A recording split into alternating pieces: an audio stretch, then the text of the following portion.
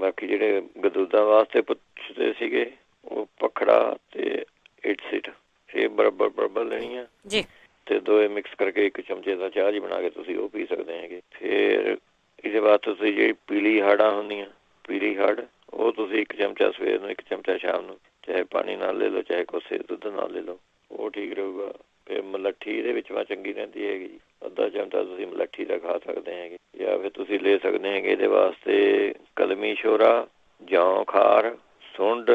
ਜੰਗ ਹੜ ਤੇ ਧਨੀਆ ਇਹ ਬਰਾਬਰ ਤੁਸੀਂ ਲੈਣੀਆਂ ਹੈਗੀਆਂ ਚੀਜ਼ਾਂ ਤੇ ਇਹਦਾ ਅੱਧਾ ਕੁ ਚਮਚਾ ਤੁਸੀਂ ਉਹਨੇ ਦੁੱਧ ਦੀ ਕੱਚੀ ਲੱਸੀ ਨਾਲ ਉਹ ਤੁਸੀਂ ਉਹਨੇ ਲੈ ਸਕਦੇ ਹੈ। ਤੇ ਲਾਜਵੰਤੀ ਦੇ ਬੀਜ ਇਹ ਬਣੇ ਬਣਾਏ ਮਿਲ ਜਾਂਦੇ ਨੇ ਸਟੋਰਾਂ 'ਚ ਇਹ ਵੀ ਬਹੁਤ ਵਧੀਆ ਚੀਜ਼ ਹੈ। ਲਾਜਵੰਤੀ ਦੇ ਬੀਜ ਇੱਕ ਚਮਚਾ ਤੇ ਇੱਕ ਚਮਚਾ ਖੰਡ ਇਹ ਖਾਣੀ ਹੈਗੀ ਤੁਸੀਂ ਲੱਸੀ ਦੇ ਨਾਲ ਖਾਣੀ ਹੈਗੀ ਜੀ 3-4 ਬੀਕਾਂ ਉਹਨੇ 4 ਬੀਕਾਂ ਦਾ ਯੂਜ਼ ਕਰਕੇ ਦੇਖੋ ਤਾਂ ਪਤਾ ਲੱਗੂਗਾ ਤੁਹਾਨੂੰ। ਨਹੀਂ ਤਾਂ ਉਹਨੇ ਜਿਹੜੀ ਤਲਾਅ ਦੇ ਵਿੱਚੋਂ ਸਿੱਪੀਆਂ ਹੁੰਦੀਆਂ ਉਹਨਾਂ ਨੂੰ ਪੀ ਕੇ ਉਹਨਾਂ ਦਾ ਚੂਰਨ ਬਣਾ ਲਓ ਅੱਧਾ ਚਮਚਾ ਉਹ ਲੱਸੀ ਨਾਲ ਤੁਸੀਂ ਲੈ ਸਕਦੇ ਹੋ। ਜਿਹਦੇ ਨਾਲ ਜਿਹੜੇ ਬੁਖਾਰ ਕਹਿੰਦੇ ਸੀਗੇ ਬੁਖਾਰ ਰਹਿੰਦਾ ਹੈਗਾ ਉਹ ਮਹਾਸੁਦਾਸ਼ਨ ਚੂਰਨ ਦੱਸਿਆ ਸੀਗਾ ਜੀ ਉਹ ਕਿਸੇ ਕਿਸਮ ਦਾ ਬੁਖਾਰ ਹੋਵੇ ਉਹਨੂੰ ਕੰਟਰੋਲ ਕਰਨੇ ਵਾਲਾ ਗੁੜ ਚੀਜ਼ ਹੈ ਜੀ। ਬੱਚਾ ਹੈਗਾ ਅੱਧਾ ਚਮਚਾ ਤੁਸੀਂ ਉਹਨੇ ਦੇ ਸਕਦੇ ਹੈਗੇ ਜਾਂ ਫਿਰ ਨਹੀਂ ਤਾਂ ਤੁਸੀਂ ਨਿੰਬ ਦੇ ਪੱਤਿਆਂ ਦਾ ਪਾਊਡਰ ਥੋੜ੍ਹਾ ਜਿਹਾ ਉਹਨੇ ਇੱਕ ਚੁਟਕੀ ਸਮਝ ਲਓ ਇੱਕ ਚੁਟਕੀ ਬੱਚਾ ਹੈਗਾ ਇੱਕ ਚੁਟਕੀ ਬਾਅਦ ਜਾਂ ਚਮਚੇ ਦਾ ਤੀਆ ਹਿੱਸਾ ਰੱਖ ਲਓ ਸਮਝ ਲਓ ਚਮਚੇ ਦਾ ਤੀਆ ਹਿੱਸਾ ਨਿੰਬ ਦੇ ਪੱਤਿਆਂ ਦਾ ਪਾਊਡਰ ਦੇ ਵਿੱਚੋਂ 5-7 ਕਾਲੀਆਂ ਮਿਰਚਾਂ ਇਹਨਾਂ ਦੀ ਚਾਹ ਬਣਾ ਕੇ ਪਿਲਾ ਦੇ ਕਰੋ ਇਹ ਵੀ ਬਹੁਤ ਵਧੀਆ ਚੀਜ਼ ਹੋਊਗੀ। ਨਹੀਂ ਤਾਂ 2 ਲੌਂਗ 5-6 ਕਾਲੀਆਂ ਮਿਰਚਾਂ 10 ਕੁ ਪੱਤੇ ਤੁਲਸੀ ਦੇ ਇਹਦੀ ਚਾਹ ਬਣਾ ਕੇ ਤੁਸੀਂ ਇਹ ਪਿਲਾ ਸਕਦੇ ਹੈਗੇ। ਜਿਹੜੇ ਕਹਿੰਦੇ ਸੀਗੇ ਬ੍ਰੈਸਟ ਕੈਂਸਰ ਵਾਸਤੇ ਉਹ ਤਾਂ ਉਹਨੇ ਤੁਸੀਂ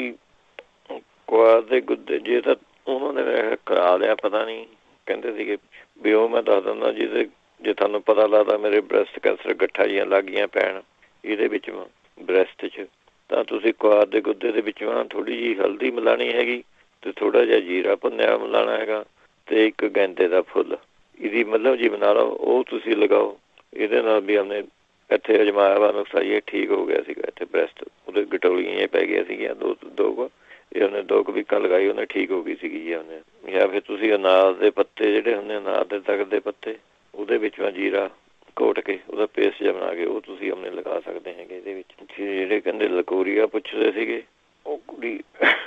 ਲਕੋਰੀ ਵਾਸਤੇ ਤੁਸੀਂ ਔਲੇ ਦਾ ਮੁਰੱਬਾ ਔਲਾ ਜ਼ਿਆਦਾ ਯੂਜ਼ ਕਰੋ ਜੀ ਔਲੇ ਦਾ ਮੁਰੱਬਾ ਖਾ ਲਓ ਜੀ ਨਹੀਂ ਤਾਂ ਔਲੇ ਦਾ ਪਾਊਡਰ ਤੁਸੀਂ ਉਹ ਲੈ ਸਕਦੇ ਹੈਗੇ ਚਮਚਾ ਸਵੇਰ ਸ਼ਾਮ ਉਹ ਸ਼ਹਿਦ ਵਾਂਗ ਮਿਲਾ ਕੇ ਤੁਸੀਂ ਖਾ ਲਿਆ ਕਰੋ ਉਹ ਵੀ ਵਧੀਆ ਚੀਜ਼ ਰਹੂਗੀ। ਜਾਂ ਫਿਰ ਤੁਸੀਂ ਆਪਣੇ ਤੁਲਸੀ ਦਾ ਰਸ ਇਹ ਤੁਸੀਂ ਆਪਣੇ ਲੈ ਸਕਦੇ ਹੋ ਚਮਚਾ 5-7 ਪੱਤਿਆਂ ਦਾ ਤੁਲਸੀ ਦਾ ਰਸ ਕੱਢ ਕੇ ਵਿੱਚੋਂ ਥੋੜ੍ਹਾ ਜਿਹਾ ਅੱਧਾ ਚੁਟਕੀ ਜੀਰਾ ਜਿਹਾ ਪਾ ਲਿਆ ਉਹ ਤੁਸੀਂ ਲੈ ਲਿਆ ਕਰੋ। ਨਹੀਂ ਤਾਂ ਔਲਿਆਂ ਦੇ ਚਾਹ ਨੂੰ ਸ਼ਹਿਦ ਦੇ ਵਿੱਚੋਂ ਮਿਲਾ ਕੇ ਉਹੀ ਚੱਟ ਲਿਆ ਕਰੋ। ਇੱਕ ਫਿਰ ਨਹੀਂ ਤਾਂ ਇੱਕ ਕੇਲਾ ਲੈ ਕੇ ਇੱਕ ਚੁਟਕੀ ਫਟਕੜੀ ਦੀ ਖਿੱਲ ਕਰਕੇ ਫਟਕੜੀ ਦੀ ਖਿੱਲ ਕਰ ਦੇਣੀ ਪਹਿਲਾਂ ਉਹਦੀ ਇੱਕ ਚੁਟਕੀ ਕੇਲੇ ਦੇ ਉੱਤੇ ਲਗਾ ਕੇ ਰੱਖ ਦੇਣੀ ਹੈਗੀ ਰਾਤ ਨੂੰ ਉਹ ਸਵੇਰ ਨੂੰ ਉੱਠ ਕੇ ਤੁਸੀਂ ਆਪਣੇ ਖਾ ਲਿਆ ਕਰੋ ਉਹ ਵੀ ਠੀਕ ਰਹੂਗਾ।